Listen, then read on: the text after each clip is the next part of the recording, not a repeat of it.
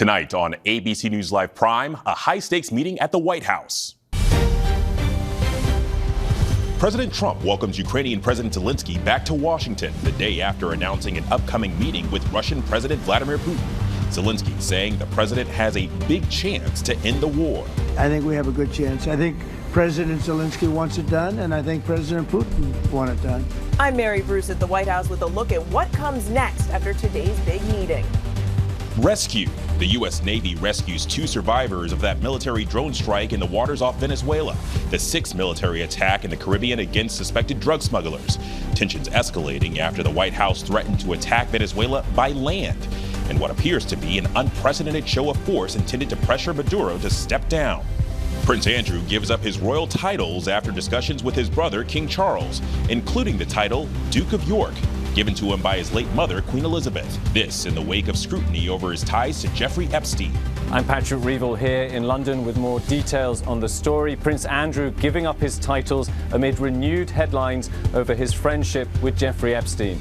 More than 2,600 parades and rallies are planned nationwide, and millions expected to take part in tomorrow's observance of No King's Day, a protest in response to what some advocate groups call an abuse of power by the Trump administration.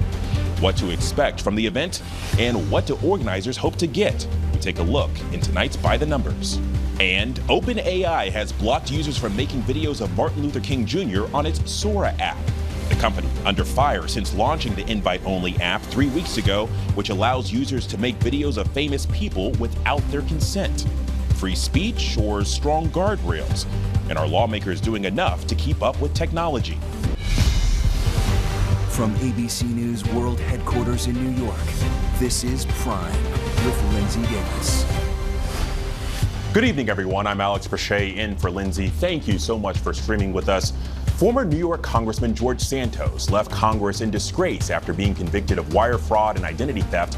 He was sentenced to 7 years in prison, and now he'll walk free. President Trump announced on social media late today that he's commuting Santos's prison sentence, posting a short time ago calling Santos a, quote, rogue, and to release him from prison immediately, and wishing him, in his words, good luck, enjoy your life. Let's get right to Mary Bruce at the White House. Mary, what can you tell us about this?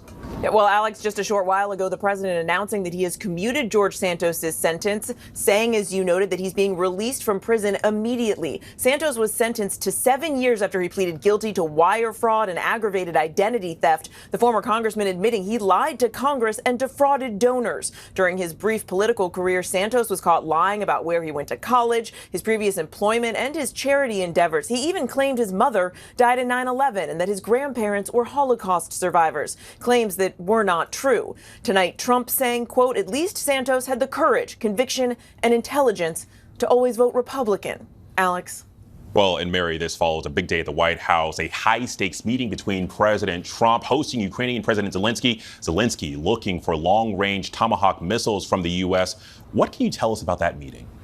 Yeah, this was a very busy day at the White House, Alex. President Trump and President Zelenskyy meeting here for over 2 hours. And afterwards, the president saying he told both Zelenskyy and Russian President Putin that it is, quote, time to stop the killing. Tonight, sitting with President Zelenskyy, President Trump sounding newly hopeful that he can end the war in Ukraine. Even though Russia has only escalated its attacks since Trump and Vladimir Putin met in Alaska. I think President Zelenskyy wants it done, and I think President Putin wants it done. Zelenskyy says Putin does not want peace at all. He traveled to Washington to ask for powerful Tomahawk missiles capable of striking deep inside Russia. Trump had seemed open to that, but yesterday in a 2-hour phone call, Putin urged Trump not to give Ukraine the weapons. And today, before the cameras, the president hedged. Hopefully we'll be able to get the war over with without thinking about Tomahawks. Zelenskyy then put an offer on the table, suggesting the U.S. swap Tomahawks for sophisticated Ukrainian drones. The United States has Tomahawks and other missiles, very strong missiles, but they can have our thousands of drones. That's why we can work together. Trump said he'd be interested. The president now preparing for his second summit with Putin, this time in Hungary. Aren't you concerned that maybe the Russian president is trying to buy himself more time? Yeah, I am, but, you know, I've been played all my life by the best of them.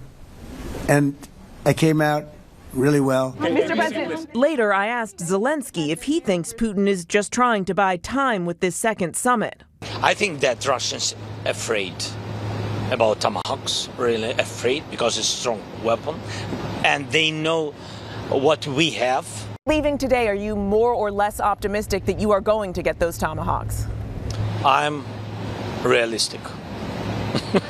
Now, Trump had hoped to get Putin and Zelenskyy to meet together, but today he admitted that is not going to be likely. Trump saying his upcoming meeting with Putin in Hungary is likely to be just the two of them. Alex. All right, Mary Bruce first at the White House. Thank you. Thank you. And ABC News contributor and former ambassador to NATO, retired Lieutenant General Doug Lute, joins me now. General, it's always good to see you. But I want to begin here because President Trump still seems noncommittal about giving Ukraine these Tomahawk missiles that they've been asking for. I'm curious, how do you think those weapons would change this war? Well, I don't think there's a silver bullet in this war. By that, I mean, I don't think there's a particular battlefield system that will dramatically win or lose the war for either side.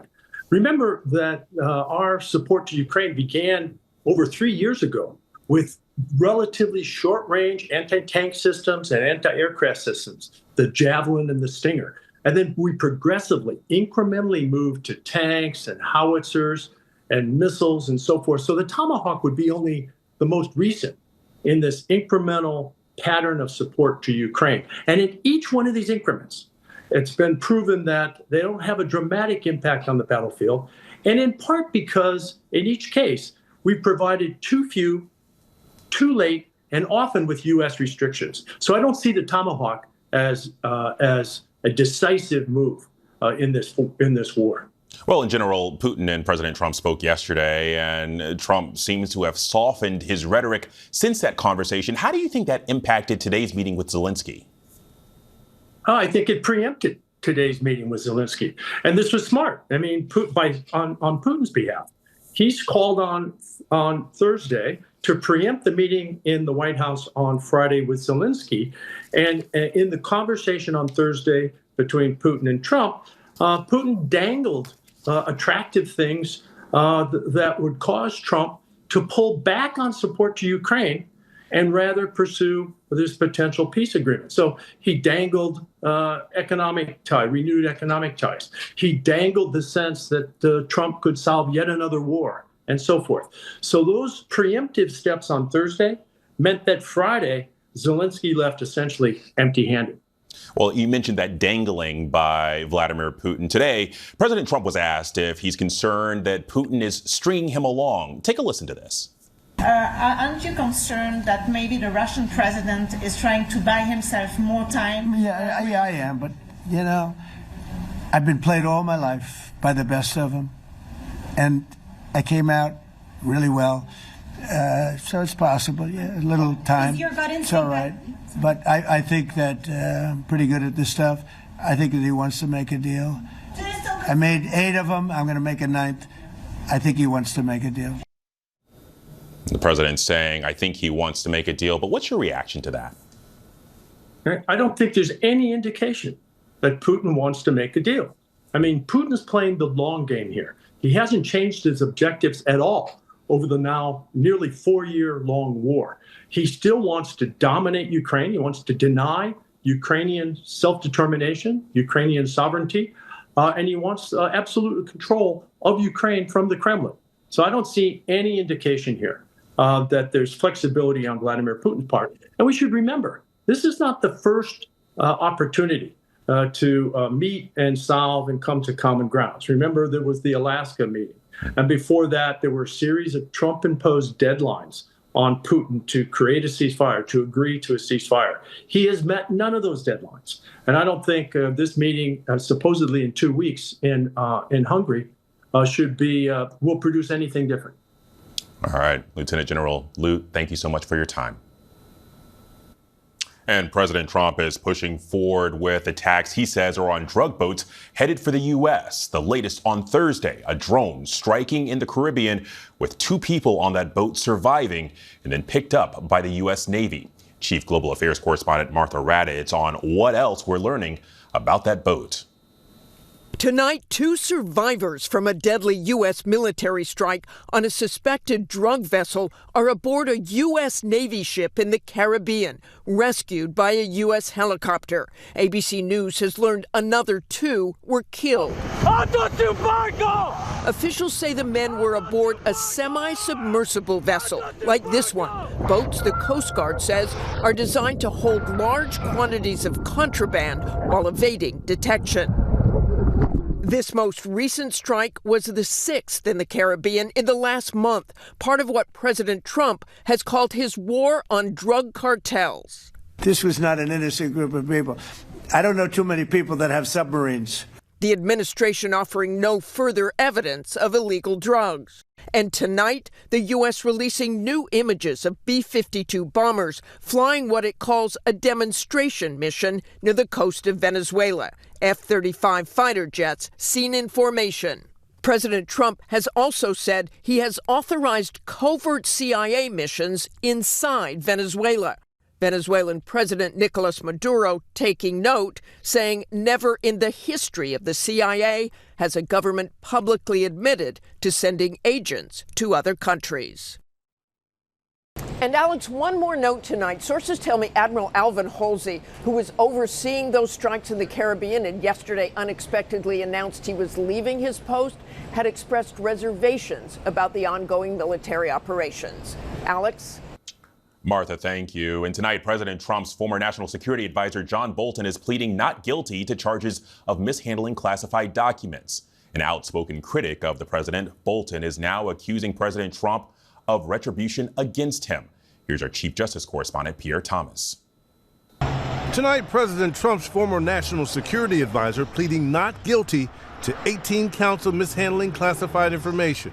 This after declaring himself the latest target in the weaponizing of the Justice Department to charge those Trump deems to be his enemies. Ambassador Bolton, do you have any comments, sir? John Bolton is accused of sharing classified information with 2 family members that sources tell ABC News are his wife and daughter. He allegedly did it in diary-like emails describing his day-to-day experience in Trump's White House as he prepared to write a tell-all book. Prosecutors say that information, along with documents discovered when the FBI searched Bolton's home, included national security secrets. I think he's, a bad person. I think he's a bad guy. Bolton insists his book was reviewed and approved by the appropriate experienced career clearance officials. He accused Trump of mounting an intensive effort to intimidate his opponents, saying the administration embodies what Joseph Stalin's head of secret police once said, "You show me the man, and I'll show you the crime." And Pierre Thomas joins us for more now. And Pierre, what's next for Bolton? Well, Bolton has been released without bail in order to surrender his passport. His next scheduled court appearance is set for mid-November. Alex? Pierre Thomas, thank you. And the Trump administration is seeking Supreme Court approval to deploy National Guard troops to Chicago after continued clashes between ICE agents and residents. It comes after nearly a dozen people were taken into custody outside the Broadview ICE Detention Center today. Illinois Governor J.B. Pritzker has remained an outspoken critic of ICE agents' presence, calling it, quote, un-American. And shocking news tonight out of the UK. Prince Andrew is relinquishing all his royal titles and duties over allegations linking him to convicted sex trafficker Jeffrey Epstein. In a statement, he said, "In discussion with the king and my immediate and wider family, we have concluded that the continued accusations about me distract from the work of His Majesty and the royal family. I have decided, as I always have, to put my duty to my family and country first." So for more on this, I want to bring in Patrick Revel, who joins me from London. And Patrick, I think for starters, can you remind us of the relationship that Prince Andrew had with Epstein?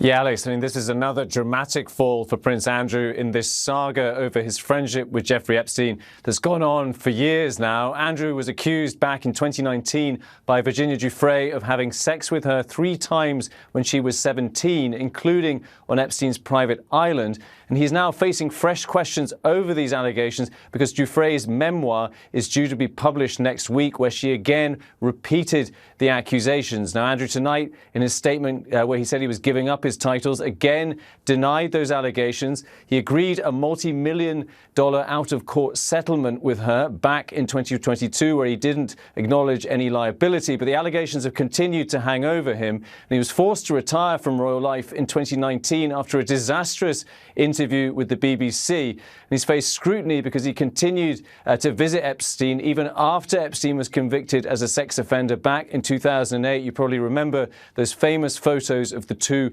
walking in a park in New York. Now, a royal source tonight has been making clear that today's decision is because Andrew's personal issues have become too much of an unwelcome distraction for the wider royal family. Well, and Patrick, while this isn't unprecedented, it is very rare for a royal to give up their title. So what now happens with Andrew? Yeah, Alex, it's very rare, no, not unprecedented. It's about 100 years since the Duke was last stripped of their title. Of course, Prince Harry also stepped back from his royal duties for his own reasons.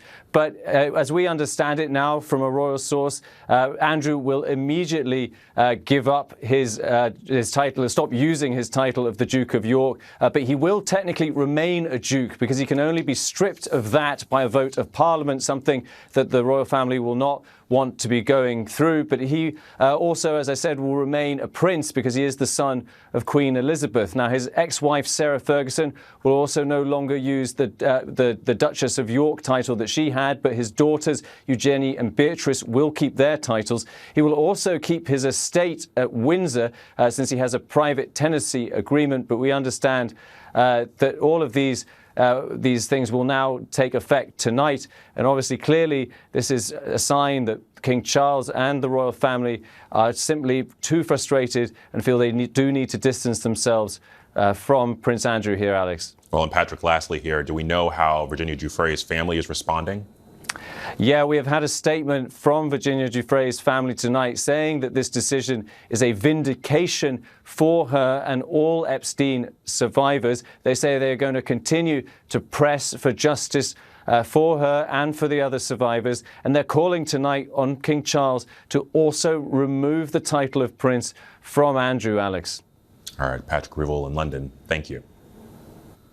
And back here in the U.S., the government shutdown will likely extend through next week after the Senate failed to advance a funding bill. Democrats accuse House Speaker Mike Johnson and Republicans of being on vacation after he sent members home.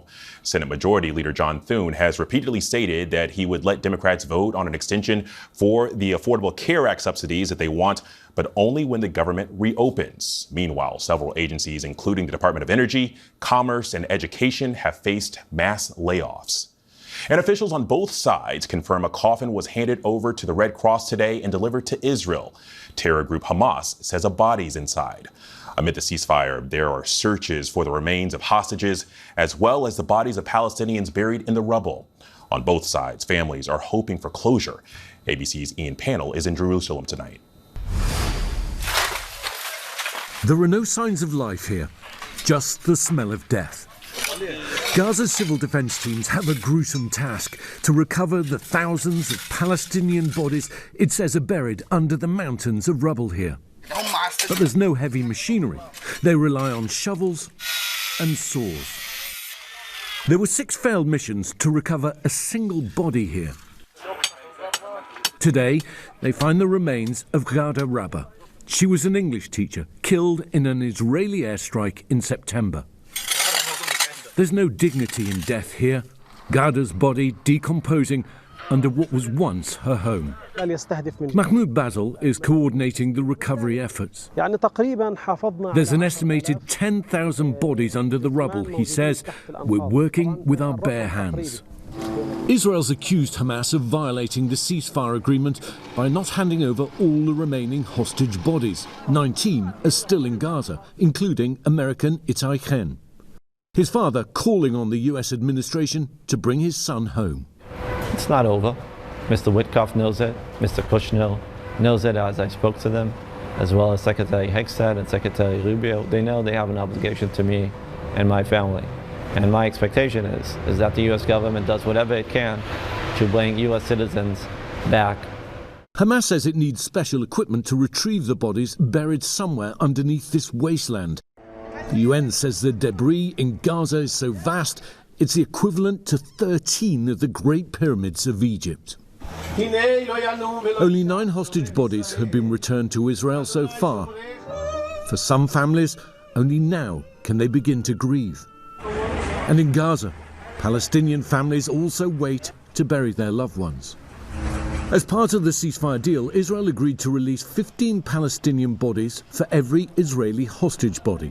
But they were handed back with no ID, so the families watch these screens, hoping to recognize their relatives. To recover, identify and bury the dead is a torturous, almost impossible task. It requires patience and persistence, but above all, it requires this precarious ceasefire to hold.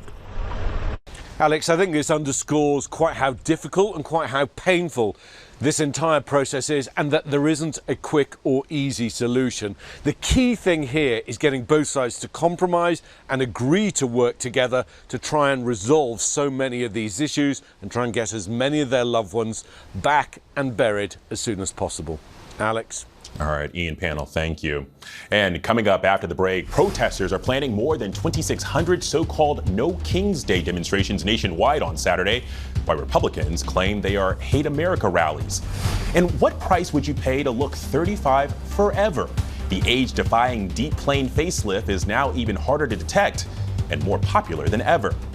And if you're turning to AI for medical advice, you're not alone, but now a new study reveals just how accurate artificial intelligence actually is when posed pressing health questions.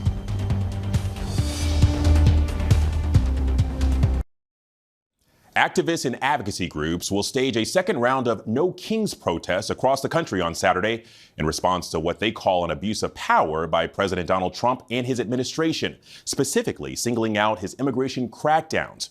Organizers predict that millions will take part. Some Republicans, meanwhile, have tried branding the protests as Hate America rallies. The protests are this evening's by the numbers. Organizers say that more than 2,600 parades and rallies are planned nationwide on Saturday. And that's quite a bit larger than the first No Kings protest held on June 14th, when organizers estimate that 4 to 6 million people showed up. That was the same day that President Trump held a military parade in Washington, D.C., honoring the U.S. Army's 250 years of service. That parade cost upwards of $45 million and coincided with Trump's 79th birthday. And one of the largest demonstrations this Saturday is expected to be in D.C., where a permit has been filed for up to 50,000 people to gather in the National Mall. Other large demonstrations will take place in New York, Chicago, and Los Angeles. And the governors of at least 2 states, Governor Abbott in Texas and Governor Youngkin in Virginia, are activating National Guard units to be on call, though No Kings organizers stress that all official events are committed to peaceful protests. And as we mentioned, one of the nation's largest No Kings protests will be in Los Angeles, downtown LA to be precise. Police there and in communities all over the country are already putting crowd control barriers in place in advance of tomorrow. Our Alex Stone joins me now live from the LA Bureau. And Alex, downtown LA isn't the only place where protests are being planned. You're right. It's all around L.A., a lot like it was, Alex, 4 months ago in June, the first round of the No King's Day protests, that it's expected that these are going to be all around Southern California, like they're going to be in many other cities. As you mentioned, 2,600 other protests that are going to be planned. And really here in Southern California, they don't know how large they're going to be, that they do expect that downtown L.A. will probably be the largest, but they're going to be all around. And in many neighborhoods, kind of a main downtown rally, and then some shooting off of that, but a lot of them expected tomorrow. Well, and Alex, we know law enforcement around the country has been working with local organizations as well as potential counter-protesters to get a sense of what might be expected. But are there any credible threats right now? We don't know of any credible threats right now, and law enforcement is telling us that they are looking, Alex, at a number of online threats that have been made, but none really getting any traction at this point. They don't know of any that are credible. They are looking at different groups that are out there. But anytime you get a large group of people who are together like this, where there are the potential for counter-protesters and people who aren't going to like what they are saying. Republicans saying this is a Hate America rally that'll be going on. That is always a danger. Law enforcement knows that. They are aware, but nothing credible that we know of. Well, and Alex, we've heard some concerns about No Kings events in Southern California commingling with live fire demonstrations from Camp Pendleton Saturday, celebrating the 250th anniversary of the U.S. Marine Corps. What's the worry there? Yeah, this is interesting. There's a backstory to this whole thing, Alex, that going back several days ago, Governor Gavin Newsom's office indicated that the president was planning to shut down Interstate 5, the busy freeway between the Orange County, LA Orange County area, down to San Diego, to shoot live missiles over from the ocean out of warships over the 5 freeway, and that they were going to shut it down or very close to the 5 freeway, and they were going to have to shut it down.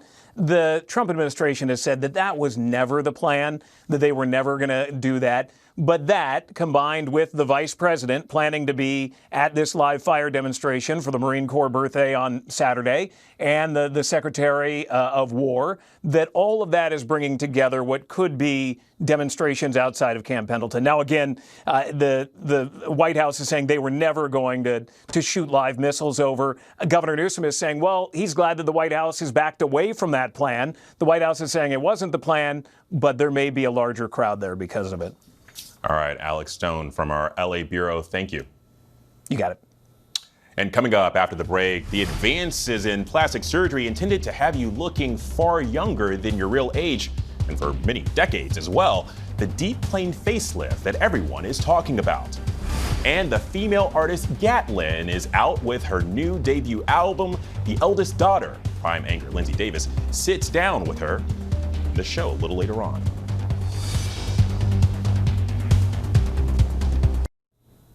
A new facelift is taking the world of cosmetic surgery by storm. It's nicknamed Forever 35 for restoring a more youthful look to patients, and is so subtle that they hardly look as if they had work done at all. Here's ABC's Kana Whitworth. People are running to have these undetectable deep plane facelifts because they know if the results are great, no one will ask them, what did you do? And no one will judge. And no one will judge as well. The days of surgical secrecy in Hollywood might be making an about face. Stars are being very transparent about having plastic surgery. Everyone's shouting out their plastic surgeon. From Kris Jenner crediting Dr. Stephen Levine for her latest facelift on the Not Skinny But Not Fat podcast. So I called him and I said, listen, I really want you to have the credit for what you did. To Megan Fox listing the work that she's had done on her body on Call Her Daddy. I had my nose done when I was in my early 20s. I had my boobs done when I was 21 or 22. I had them redone after I was done breastfeeding my kids. Even former talk show host Ricki Lake proudly revealing her surgery on Watch What Happens Live. I've had a lower face and neck lift. It looks so good. Thank you. It looks really good. I kind of think it's the best facelift I've ever seen. Their newly refreshed looks also achievable for those not choosing to be so open, thanks to discreet surgeons making discreet incisions. I've performed many facelifts and deep plane facelifts on the celebrities that you would know. They look great, they look like themselves, but they just don't seem like they're aging. It's being dubbed the Forever 35 facelift. New York Magazine diving into how today's deep plane lifts have become nearly undetectable, leaving patients with a seemingly surgically ageless look. A great facelift is you walk into a room, someone hasn't seen you for 2-3 months, and they're like, you look amazing. What did you do, or where did you go? And some stars, they're proud to show it off, including Shark Tank's Barbara Corcoran and comedian Kathy Griffin on her Talk Your Head Off podcast. You guys had a facelift. That's right, I talk about it now. We really aren't that far removed from a time when people who had work done on their faces were made fun of. It was just such an easy Hollywood joke to make at anyone's expense who has seen a plastic surgeon. Dr. Babek Azizadeh is a renowned Beverly Hills plastic surgeon who's so in demand, patients wait upwards of a year for his expert touch. If you look your authentic self, then people won't notice. And the Forever 35, the deep plane facelift, really, what it does rather than pull, you're really repositioning the tissue layers in its natural gliding pattern. Like when you go in front of a mirror and you go like that, that's a natural gliding tissue plane. That's not a pull, it's a glide. Is that the most requested option that you're getting from patients right now? People are definitely more aware of it. The consumer knows better than ever. And again, the transparency of celebrities is fabulous, right? Because they are going and talking about authentic, journeys. And removing any stigma. The stigma is definitely gone. And I don't think that there should be any kind of a stigma attached to plastic surgery. It's for everyone. Hi. Hello. How are you? Dr. Azizadeh's patient, Wendy Hecht, is thrilled with the results of her deep plane facelift. The 55-year-old transforming her look from this in 2024 to this a year and a half later. I feel more confident, more beautiful, and just having a more youthful appearance. I'm very happy. When I walk by the mirror, I just have this smile on my face. I'm on cloud 9. There's a real conversation happening right now about these deep plane facelifts because of how long they last. It's more natural than filler, for instance, or even just simply staying with Botox, because it does last for quite some time, and it's life-changing. It's life-changing? Yeah, it really is. When you look good, you feel good. Wendy also received a neck lift, fat grafting, and buccal fat repositioning, upper and lower eyelid surgery, nostril reduction, and a brow lift. But with any surgery come risks. I think what's most important to check before you talk to a surgeon is to make sure that they are a board-certified plastic surgeon. There is a risk of bleeding, infection, and nerve injury. The face is a complex anatomical structure, and so a nerve injury can be not only difficult to manage, but also disfiguring in a way which can affect your life and your quality of life years and years after that. Another hurdle, facelifts, they're not cheap, often costing tens of thousands of dollars, with some top surgeons charging well into the six figures. Wendy paying extra for her additional procedures, all of them done on the same day. The surgery was about $165,000. And that's for the neck, the face, the eyebrow, and the eyes. That's correct. With aftercare nursing costs, she says she spent close to $180,000 in total. But it's worth it because you have to make sure you go to the right person that's going and looking at the surgeon's reputation, how many years of experience, going to the medical boards and, looking to see if they have any disciplinary actions or not, and looking at their work before and after. And when I saw the before and after, it was just phenomenal. What was your recovery like? I don't even remember being in much pain. I would say it was discomfort, but I don't equate pain with discomfort. So you just feel that your neck is very tight for the first few weeks. But it was a good experience. It really was. Still, optimizing a Forever 35 look might require some additional upkeep. There is no procedure, there is no treatment, there is no intervention that stops aging. And so with that understanding, you probably will likely need some level of revision or correction later on in life as you age. And for celebs, aging in the spotlight, added scrutiny, as fans may try to spot potential signs of elective surgery. Does that in turn put more pressure on you for your work to be undetectable? Performing a deep plane facelift has a lot of pressure, especially on someone that needs to be on camera in 3 to 4 weeks. Oh, that's a fast turn. But if you're a celebrity, whether you're an influencer, you're A-list actor, you don't have that much time off to be incognito. And the undetectable look is not easy. That's the artistic part of this surgery that is the challenge. His canvas, some of Hollywood's most famous faces, taking some risks in their quest to look forever 35. So it's really important to not only talk to your providers about your risk, but also making sure that you're in the right headspace before you make a decision that can permanently change your image. Make sure you've done your homework, make sure it's the right surgeon, make sure you're getting a great outcome, optimizing your body, optimizing your health. Nice.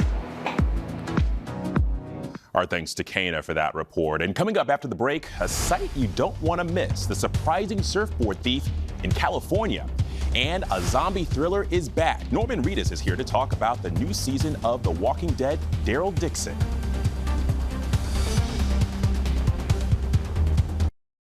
How a sea otter stealing a surfboard turned into a full-on water rescue, customers are suing a shoe company for embarrassingly squeaky shoes, and what happens when you ask ChatGPT for medical advice. Those stories and more in tonight's Rundown. Surfers headed to Santa Cruz, California will have to keep an eye out for a furry surfboard thief. The surfer says a sea otter bit her foot and then climbed onto her board earlier this week, commandeering the board for roughly 20 minutes as rescuers rushed in. There's a surfer in the water was bit by an otter. We're en route. All of a sudden, I feel this nip on my foot, and I'm like, okay, that's not good. Lifeguards eventually got her surfboard back. In a legal battle over peanut butter and jelly, Smucker's, the maker of Uncrustables, is suing Trader Joe's, claiming the grocery chain's crustless frozen sandwich too closely resembles its own signature design. Now, Smucker's claims Trader Joe's frozen PB&J's are obvious copycats, claiming it already trademarked the pie-shaped sandwich with a distinct crimping. A spokesperson for Trader Joe's did not immediately respond to a request for comment. For those turning to AI for medical advice, know this. Large language models like ChatGPT initially answered medical questions with a 0% accuracy rate. In a study, after targeted training and fine-tuning, the 5 AI models tested and then answered nearly 8 out of 10 correct, according to a study published in NPJ Digital Medicine. The authors note that key principles of AI are accuracy and helpfulness, and that when AI overemphasizes the helpfulness principle, it can agree with factually incorrect information. The authors also emphasize the need for further AI development to create safer systems. Ford is recalling nearly 625,000 vehicles in the U.S. due to seatbelt and rear-view camera display problems. The National Highway Traffic Safety Administration announced that today. The seatbelt recall affects Ford Mustang vehicles, while the camera display issue recall covers certain F-250, F-350, and F-450 models. The U.S. auto regulator says Ford dealers will update the image processing module software to fix the camera display defect in affected vehicles at no cost to owners. The automaker said that as of September 20th, it is aware of 10 reports, but no reports of accidents or injuries related to this condition.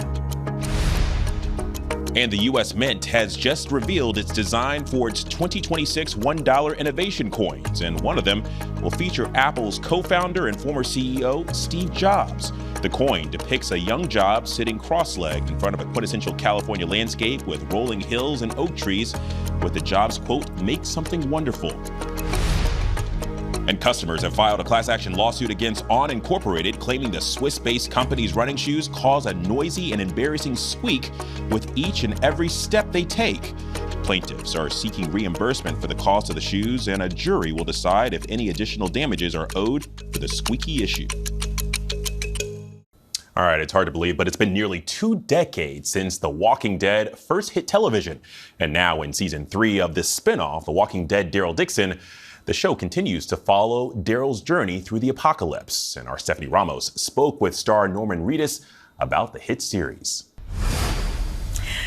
As one of the most beloved characters in one of the most popular television franchises of our time, Daryl Dixon's journey didn't end when The Walking Dead did. It's been 15 years since The Walking Dead first premiered. Now, in season 3 of the spinoff, The Walking Dead, Daryl Dixon star Norman Reedus continues his trek through the Walker apocalypse in his fight to make it home. Take a look. We're always fighting everyone's fights. I just think we should get back home. Can't just do nothing. Where's that convoy go next? Barcelona. You got a map? Got a map. Joining us now in studio is actor Norman Reedus. Thank you so much for being here tonight. Thanks for having me. Absolutely. You have been playing Daryl for nearly 2 decades. Talk about job stability. Wow.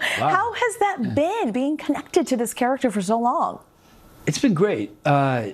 It's a real opportunity, a real blessing to be able to play a character that that grows in front of people and matures and becomes his own person in real time, you know, every Sunday for 15 years. It's nobody gets to do that, so I feel really blessed about that. So in this season, the storyline follows Daryl and Carol as they try to make their way home. You're moving from France to Spain. How has the scene, the location, impacted the storyline? A lot, actually. We filmed in Belchite and Sepulveda and Zaragoza and Cadiz and Madrid and Galicia, and a lot of the folklore of those towns are written into those storylines. In Belchite, where the Spanish Civil War was, that's sort of written into that story. There's different customs and different traditions in each of these places, and how they deal with an apocalyptic situation. They sort of go back to what they used to be like there. So every bit of Spain is super individual to the storyline. And I'm sure some of the backdrops are just absolutely gorgeous, too. Insane. Yeah. Same in France, yeah. Yeah. Daryl and Carol have so much backstory. How does their relationship evolve over the years? Ooh, a lot, you know, and I have to give it up for David Zabel and Jason, our writers and our showrunner.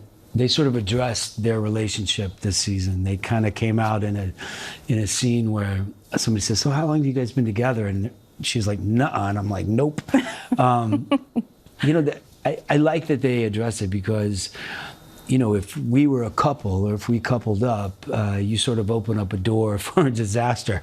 You know, like in real life, that could happen. But their friendship is so special that they leave it. They know what it is, and they respect it, and they leave it there. They sort of have this understanding, this sort of spiritual connection that's not brought on by lust or loneliness or whatever would happen in that kind of a world. And as you've been taping the 4th season, which is the last season, is that right? Yeah.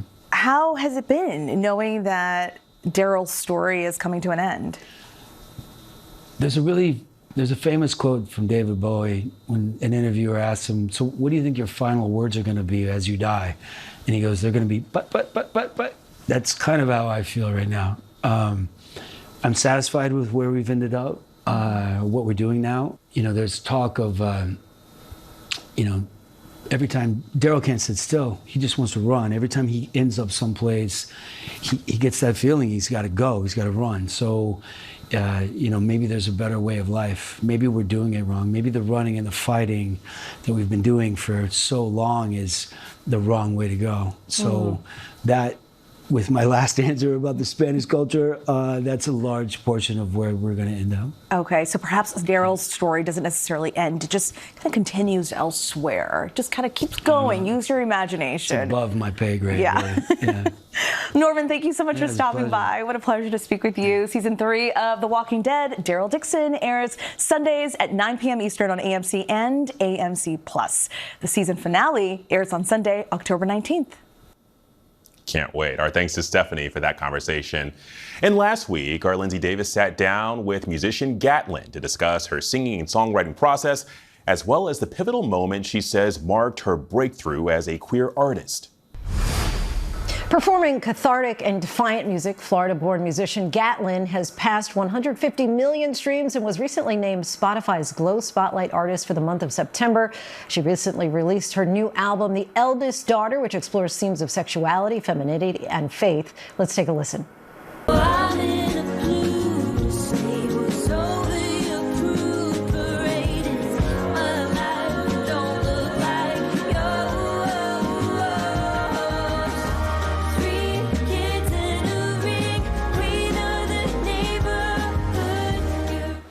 Still gives you joy to watch. Gatlin, welcome to the show. Thanks so much for coming on. Thank you for having me. So the song that we just listened to, Florida Man, really explores the relationship between your hometown in Florida and your queerness. Give us a sense of how your lived experience has helped influence your music.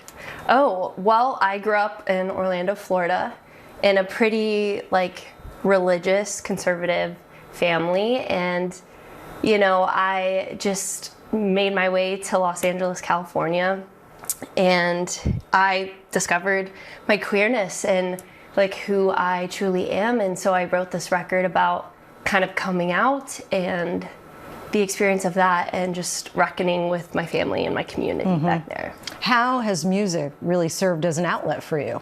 Well, I was in therapy and processing a lot of things that had come out in my childhood, and I got to use music as part of that therapy process and that healing process. And yeah. And your 2021 hit, What If I Love You, which got more than 86 million streams. You've talked before about how you don't want to tie your expectations and value to that one song. How are you now trying to build upon your success, especially with this new album? Well, I think I just have learned to reach a new level of like honesty and being authentic in my music and kind of not really filtering anything to appease anyone. And so this is just even more so going deeper and more vulnerable and kind of not really comparing it to past numbers or data or anything. And we mentioned off the top about your success recently with Spotify and in September appearing on a huge billboard in Times Square. How did that make you feel? What was your reaction? You know, I think it was something that I could really point to as, you know, since a kid. Like, that's just such a thing I've always wanted. Like, oh, Times Square, like, that is a crazy goal. And so. And you had that goal. And I did. I had that goal. I had written down, like, in my manifestations journal. And so that was crazy to look back at. And also just felt like it really solidified me as, like, a queer artist. It felt like really just something I could claim for myself, truly. And I know that you're now living in Nashville, really like line dancing. You've even choreographed line dancing for videos before. What got you interested? You know, living in LA, actually, I just found this queer line dancing community, and it felt like a reclamation of my Southern roots, but, you know, something we could, you know, dance to and feel just free and yeah, it's just something outside of music that's like a hobby where I can find joy and community in. Very fun. Gatlin, thank you. Thank you for so much for coming on. You can listen to her new album, The Eldest Daughter, wherever you get your music. And that is our show for this hour. I'm Alex Brachet in for Linsey. Stay tuned to ABC News Live for more context and analysis of the day's top stories. Thank you for streaming with us.